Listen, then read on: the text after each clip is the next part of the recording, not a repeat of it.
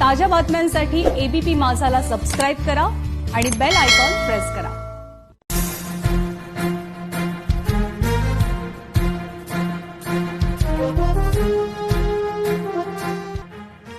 नमस्कार, मी नम्रता वागळे। माझा महाराष्ट्र माझं विजन या कार्यक्रमात आपल्या सगळ्यांचं स्वागत।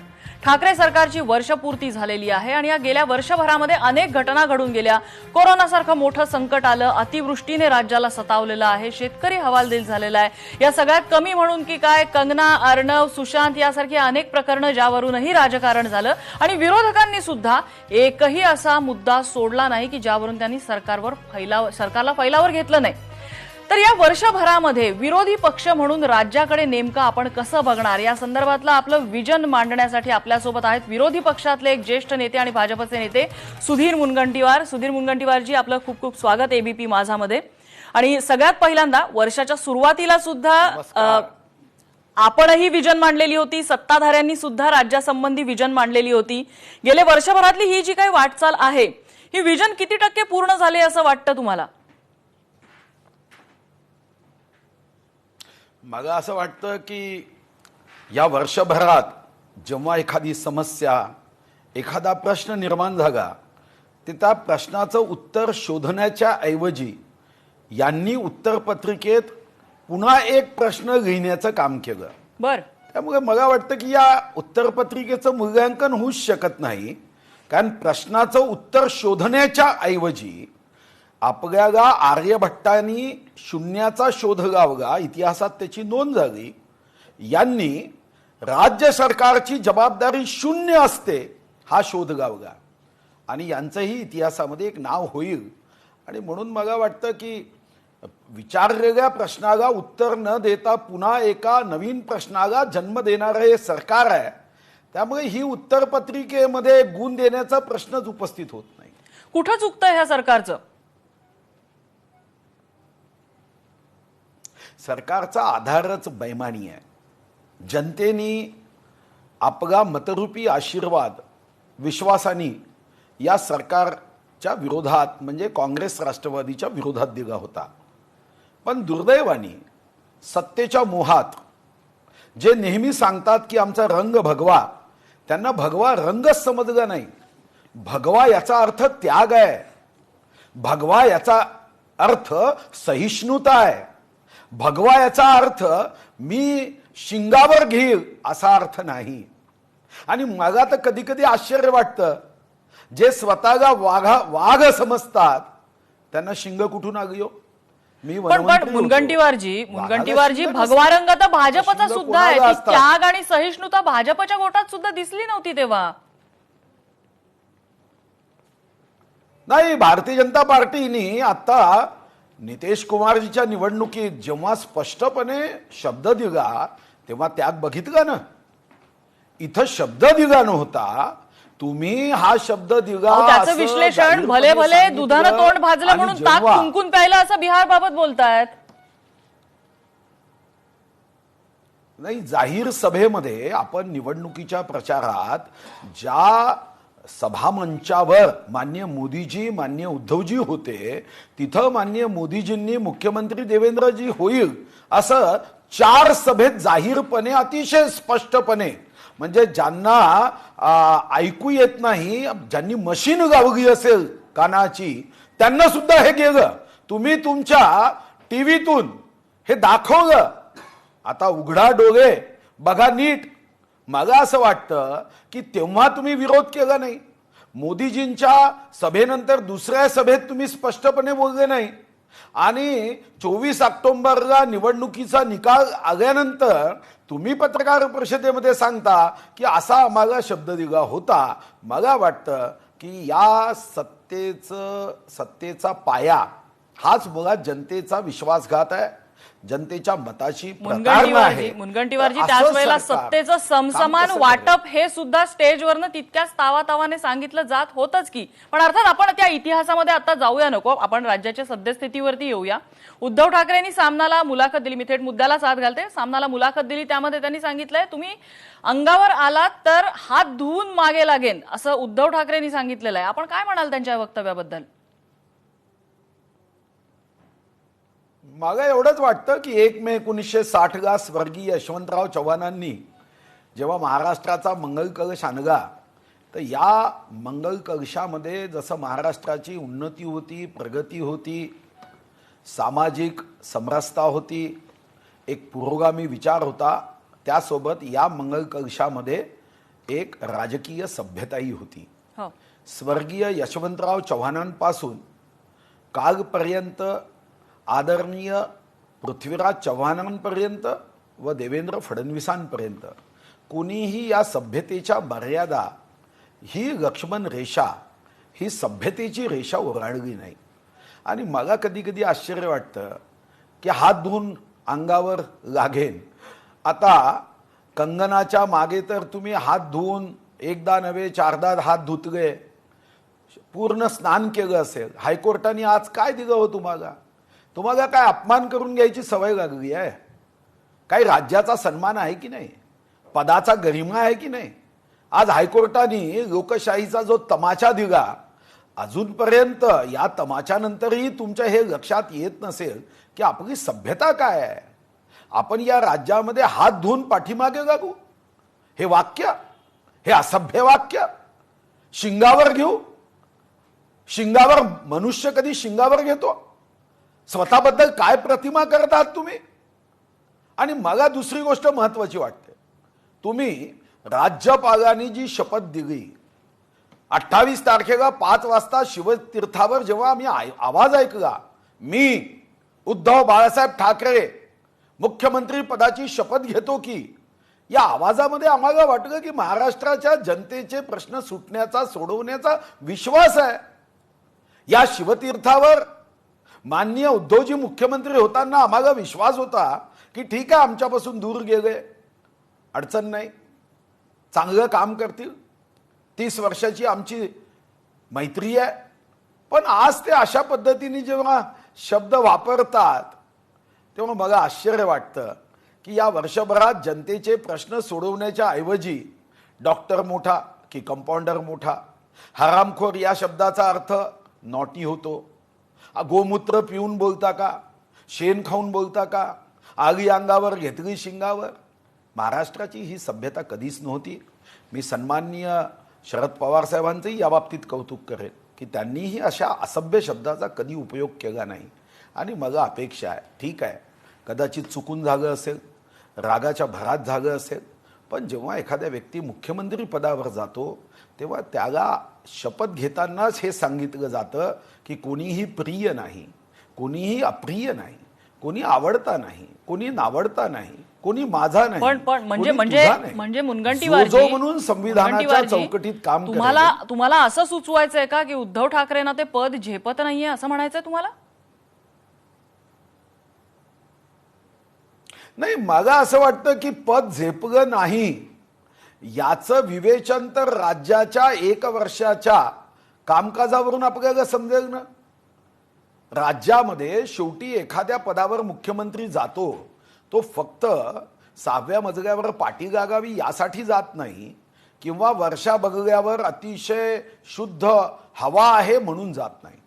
जेव्हा तो मुख्यमंत्री जातो तेव्हा याला मायबाप सरकार म्हणतो, राज्याचा प्रमुख होतो. चांद्यापासून बांद्यापर्यंत, गडचिरोलीपासून गडहिंग्लजपर्यंत दीन दुर्बल शोषित पीडित अंध अपंग निराधार असहाय्य अनुसूचित जातीचा जमातीचा शेतकरी शेतमजूर ज्यांना अजूनही या लोकशाहीच्या माध्यमातून अन्न वस्त्र निवारा शिक्षण रोजगार आरोग्य या गरजा स्वातंत्र्यानंतर आणि महाराष्ट्राच्या निर्मितीपर्यंत पूर्णपणे यशस्वीपणे आपण पोहोचू शकलो नाही, त्या पोहोचवण्याचा पूर्ण शक्तीने प्रयत्न करणे ही जबाबदारी आहे, दायित्व आहे.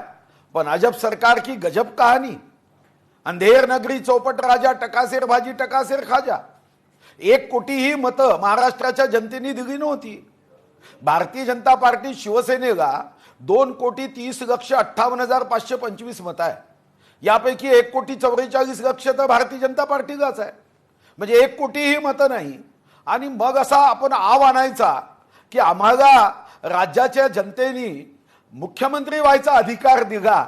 तर मला असं वाटतं की गेले 365 दिवस तुम्हीच तुमच्या बातम्यांचं विश्लेषण करा, ॲनालिसिस करा.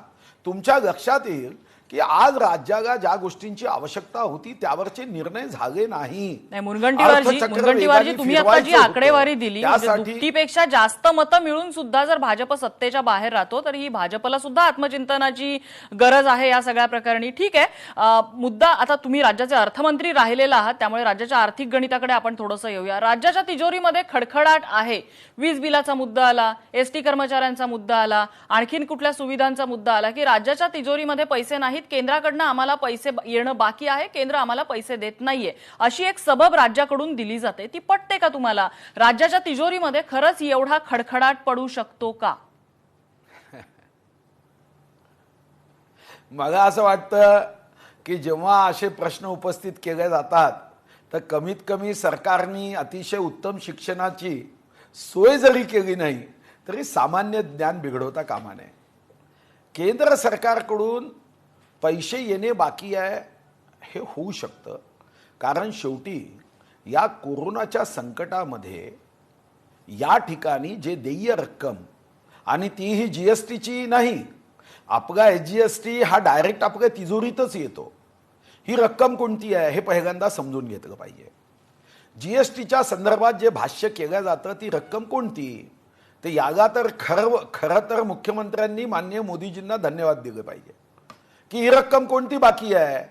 तर 2011 मध्ये जेव्हा माननीय माजी अर्थमंत्री चिदंबरमजी यांनी अर्थसंकल्प मांडताना जीएसटीच्या संदर्भामध्ये जेव्हा या ठिकाणी संसदेमध्ये भाष्य केलं तेव्हा यामध्ये 3 तरतुदीची कमतरता होती, ज्यामध्ये माननीय मोदीजींनी सांगितलं की जीएसटीला आमचा पाठिंबा असेल विथ कंडिशन. आणि या 3 ज्या कंडिशन होत्या त्या कोणत्या होत्या?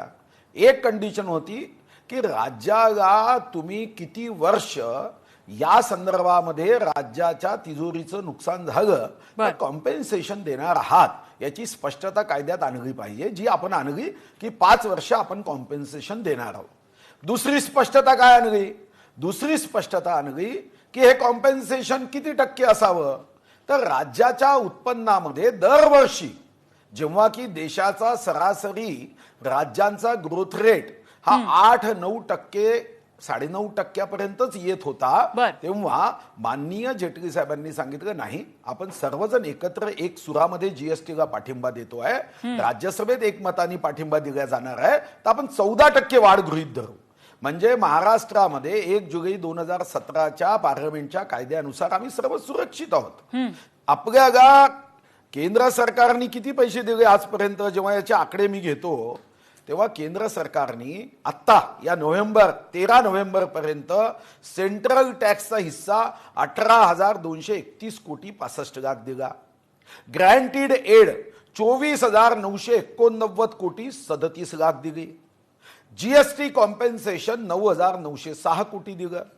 15व्या वित्त आयोगाचे 7,142 कोटी दिले आणि सेंट्रली स्पॉन्सर्ड स्कीम मध्ये 7,940.41 कोटी. हे 13 नोव्हेंबर पर्यंतचे आकडे ही माझ्याकडे आहे, म्हणजे 68,209.43 कोटी केंद्र म्हणजे सत्तेतले नेते जे 30,000 कोटीचा आकडा सांगतायत तो खोटा आहे असं म्हणायचंय तुम्हाला? अहो, माझ्याकडे केंद्र सरकारचे आणि राज्य सरकारचे आकडे आहे. माझ्याकडे केंद्र सरकारच्या वित्त विभागाने दिलेले आकडे आणि राज्य सरकारकडून मी मागितलेला चार्ट आहे. आणि दुसरा मुद्दा उपस्थित होतो की केंद्र सरकारने सांगितलं की तुम्हाला जीएसटीचा जो काही तुमचा 14% वाढीनुसार तुमचं इन्कम कमी झालं, रक्कम कमी झाली, तर त्याची नुकसान भरपाई आम्ही देतो, आम्हाला काही कालावधी द्या. जसं तुम्ही कॉन्ट्रॅक्टरचे पैसे दिले नाही, तुम्ही शेतकऱ्यांच्या सन्मान योजनेचे पैसे दिले नाही, तुम्ही निराधार योजनेचं अनुदान दिले नाही, तुम्ही दिव्यांगांचे पैसे दिले नाही, तुम्ही रवाई आवास योजनेचे पैसे दिले नाही. मग का? तर कारण आर्थिक अडचण आहे. मग केंद्राने सांगितलं की तुम्ही कर्ज घ्या आणि कर्जाचं व्याज आम्ही भरतो आणि तुम्हाला कुठेही पैशाची कमतरता पडणार नाही. पण जीएसटी काउन्सिलमध्ये आम्ही काय भूमिका मांडली की नाही, आम्ही कर्ज घेणार नाही. मला कधी कधी आश्चर्य वाटतं, आणि एबीपी माझाच्या माध्यमातून चांद्यापासून बांद्यापर्यंत असणाऱ्या या 12.5 कोटीच्या जनतेला मी स्वतः मुनगंटीवारजी आत्ताची जी परिस्थिती आहे, एक आपण इमॅजिनरी सिच्युएशन इथे बघूया. आत्ताची जी परिस्थिती आहे, तुम्ही राज्याचे अर्थमंत्री आहात, कोविड सारखं संकट आहे, तिजोरीत खडखडाट आहे, अशा परिस्थितीमध्ये जर केंद्र सरकारने सांगितलं असतं कर्ज घ्या, तर तुम्ही कर्ज घेतलं असतं का जर तुम्ही सत्तेत असतात तर? अरे मागा सांगा, तुम्ही 43 मंत्री जागे आहे, त्यांचे ऍफिडेव्हिट बघा, त्यांनी शपथपत्र दिलं आहे ना, त्याच्यामध्ये या 43 पैकी 38 मंत्र्यांनी कर्ज घेतलंय. स्वतः उद्धव ठाकरेंवर ऍफिडेव्हिट बघा, 15,50,00,000 कर्ज आहे. अरे तुम्ही स्वतःच्या कुटुंबासाठी 15,50,00,000 हे कर्ज घेऊ शकता, आणि राज्यामध्ये गोरगरीब आहे, गोरगरीब जनतेसाठी कर्ज घेताना तुम्हाला तत्वज्ञान आठवते? शेतकऱ्यांसाठी कर्ज घेताना कर्ज कसं घ्यायचं असा प्रश्न तुम्हाला पडतो? 38 मंत्र्यांवर कर्ज आहे, आणि काही मंत्र्यांवर तर राज्याच्या जीएसडीपीच्या टक्केवारीपेक्षाही जास्त कर्ज आहे. आमचं कर्ज हे मर्यादित आहे. आमचं कर्ज अर्थशास्त्रामध्ये जी मर्यादा सांगितली त्यापेक्षा खूप कमी आहे. अशा संकटाच्या समयी अरे एखादा गरीब परिवार असेल, कुटुंबात एखाद्याला कोरोना झाला, तर त्याची औषध उपाययोजना करायलाही तो कर्ज घेतो. मग या संकटात महाराष्ट्र शक्तिशाली आहे, कर्ज घेताना काय अडचण आली असते? आणि तेही कर्ज हे केंद्र सरकार फेडणार होतं. तुम्हाला कर्ज फेडायचं नाहीये. 1,00,000 कोटी रुपयाचे डिपॉझिट महाराष्ट्रात आहे. 1,00,000 कोटीचे काय साठायचे आहे का? डिपॉझिट घेऊन तुम्ही स्वर्गात जाणार आहात? हे डिपॉझिट्स कोणाचे आहे? जनतेचे आहे. बांधकाम कामगाराच्या हक्काचे 9,000 कोटी आहे. कायद्याने हे पैसे स्टेट पूल मध्ये टाकता येत नाही. जसे काही तुमच्या अकाउंटमध्ये पैसे देत आहात, तुमच्या जमिनी विकून तुम्ही पैसे देणार आहात, त्यांच्या हक्काचे पैसे होते का नाही दिले बांधकाम कामगारांना? बांधकाम कामगारांना त्यांचे पैसे देताना काय अडचण होती? अरे 9,000 कोटीवर साधारणतः 720 कोटी रुपये व्याज होतं. 2 वर्षाचं फक्त व्याज देऊन आपण यांचे प्रश्न सोडवू शकलो असतो. पण तुमची निर्णय क्षमता नाही. तुम्हाला तर कंगनाचा बदला घ्यायचा आहे, तुम्हाला अर्णव गोस्वामीला जेलमध्ये टाकायचा आहे. विरोधकांना तुम्हाला शिंग नसताना मनुष्याला शिंग फुटत नाही, पण शिंगावर घ्यायचा आहे. तुम्हाला हात म्हणजे थोडक्यात तुम्ही जे म्हणताय त्याचा सारांश असा की सरकारचं गणित चुकतंय. तर आता या चुकणाऱ्या गणिताच्या पार्श्वभूमीवरती जे काय आता बदल होतील राज्यामध्ये, भाजपला सत्तेत येण्याची आशा आहे का या सगळ्या परिस्थितीमध्ये? नाही, भारतीय जनता पार्टीचा मी एक सामान्य कार्यकर्ता आहे. सत्तेच्या बाहेर होतो आम्ही. मी 1995 पासून 16 मार्चला निवडून आलो. 26 वर्ष आमदार आहे. 15 वर्ष आम्ही सत्तेच्या बाहेर होतो. दूरपर्यंत सत्ता येईल असं स्वप्नही नव्हतं. सत्तेचा मोह कधीच नाही, सत्याचा मोह आहे. भारतीय जनता पार्टीचा एक कार्यकर्ता म्हणून मला निश्चितपणे हेच आमच्या पंडित दीनदयाल उपाध्यायांच्या विचारात आहे कि चुनाव जीतेंगे या हारेंगे हे महत्वपूर्ण नहीं, जनता का दिल जीतना ये हमारा लक्ष्य है, उद्दिष्ट है. आम्हाला काय पाहिजे? तुम्ही 500 वर्ष सत्तेत राहा ना. तुमच्याच पक्षातले एक जनतेतले पक्षाचे सामान्य कार्यकर्ते सांगतात सगळी जुळवाजुळव झालेली आहे, पुढच्या 2-3 महिन्यामध्ये भाजप महाराष्ट्रात सत्तेत येतोय. आणखीन एक सामान्य कार्यकर्ते सांगतात की त्याला दुजोरा देतात या वाक्याला. आणि तिसरे सामान्य कार्यकर्ते जे आपल्या राज्याचे मुख्यमंत्री सुद्धा राहिलेले आहेत ते सांगतात की आम्ही विरोधी पक्षामध्ये आनंदी आहोत, आम्हाला काही सरकार पाडण्यामध्ये स्वारस्य नाही. एक वाक्यताच नाहीये पक्षामध्ये.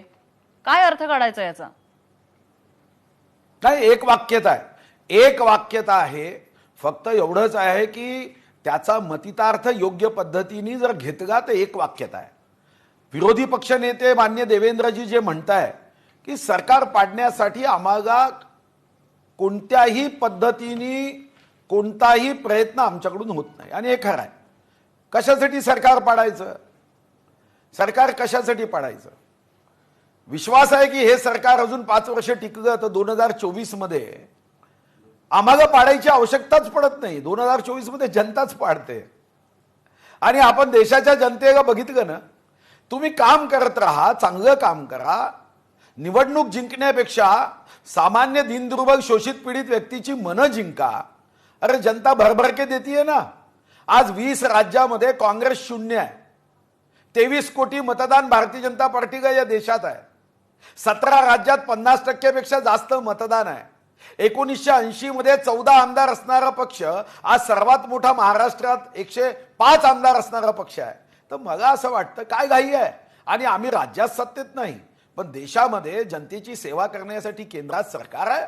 केंद्राच्या माध्यमातून ठीक आहे. या महाराष्ट्राच्या जनतेची जी सेवा करता येईल ती पूर्ण शक्तीने करू, याबद्दल कुठं दुमत नाही. पाडण्याचा कशासाठी प्रयत्न करायचा आहे. मुनगंटीवारजी, गेले 1-2-3 दिवसामध्ये एक पुस्तक खूप चर्चेत आहे, ट्रेडिंग पॉवर्स. तुम्ही ऐकलं असेल मला वाटतं त्या पुस्तकाबद्दल. प्रियम गांधी यांनी लिहिलेलं आहे. तर त्या पुस्तकामध्ये या ज्या लेखिका आहेत त्यांनी अनेक गणित मांडलेत आणि सांगितलंय की महाराष्ट्रामध्ये ज्या वेळेला पॉवर ट्रेडिंग होत होतं त्या काळामध्ये, हा शब्द त्यांचा आहे, त्या पुस्तकाचं नाव आहे, तर त्यावेळेला भाजप आणि राष्ट्रवादी एकत्र येऊन सत्ता स्थापन करणार होते. मात्र शरद पवारांनी विचार बदलला आणि भाजप सत्तेपासून दूर राहिलेली आहे. काय घडलं नेमकं त्यावेळेला? तुम्ही सहमत आहात त्या पुस्तकात या लेखिकेने जे विचार मांडलेत त्याबद्दल? मी महाराष्ट्राच्या शेवटच्या टोकातील चंद्रपूर जिल्ह्यात राहतो. याबद्दलच्या काय घटना झाल्या असतील त्या महाराष्ट्रात झाल्या नाही हे तर मी खात्रीलायक सांगू शकतो की महाराष्ट्रात अशा देवेंद्र कोणत्याही चर्चा फडणवीसांचं झाल्या नाव नाही. घेतलेलं आहे त्यांनी त्या आता लेखिकेने. देवेंद्र फडणवीस तर महाराष्ट्रातले नेते आहेत.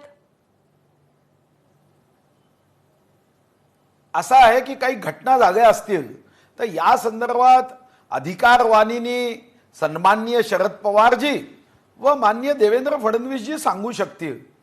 आणि याबद्दलची माहिती जी नाही, साधारणतः मी त्यावर कधीच भाष्य करत नाही.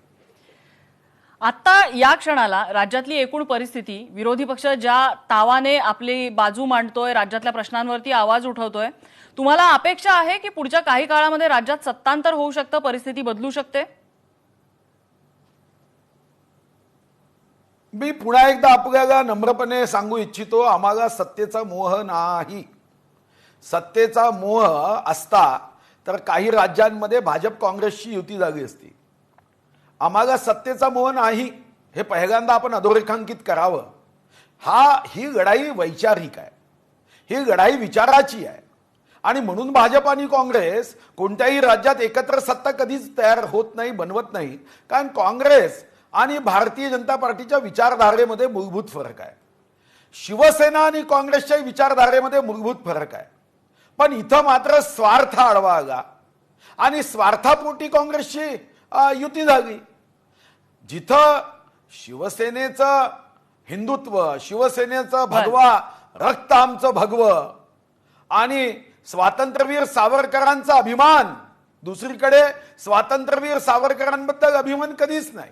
त्यांच्याबद्दल इतक्या नीच शब्दामध्ये, घाण शब्दामध्ये पुस्तकं लिहिल्या जातं की मला वाटतं की शिवसैनिकांना जर विचारलं, कारण हीच गोष्ट जेव्हा श्रद्धेय स्वर्गीय हिंदू हृदय सम्राट बाळासाहेब ठाकरेजींना या संदर्भात सावरकरांबद्दल मणिशंकर अय्यर यांनी अतिशय वाईट उद्गार काढले, तेव्हा श्रद्धेय बाळासाहेबांनी हातात चप्पल घेऊन त्याच्या पुतळ्याला मारलं.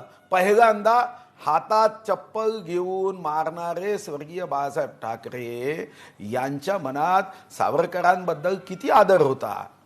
आणि त्यांचा वारसा सांगणाऱ्यांच्या मनात ज्यांनी स्वातंत्र्यवीर सावरकरांचा अनादर केला त्यांच्या मांडीला मांडी लावून जेव्हा ते बसतात, तेव्हा आपल्याला विचार करायचा की भारतीय जनता पार्टीला सत्तेची घाई नाही, सत्तेचा मोह नाही.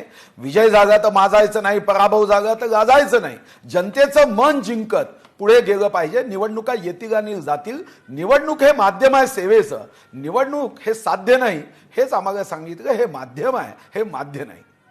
मुनगंटीवारजी, खूप खूप धन्यवाद. आपण या कार्यक्रमात आलात आणि आपली मतं तुम्ही परखडपणे मांडली त्याबद्दल. तर माझा महाराष्ट्र माझं विजनच्या या सत्रात आपण इथेच थांबतोय. पुढील सत्रामध्ये असणार आहेत ग्रामविकास मंत्री हसन मुश्रीफ आणि त्यांच्याशी संवाद साधणारे माझी सहकारी वृषाली यादव. पाहत रहा एबीपी माझा.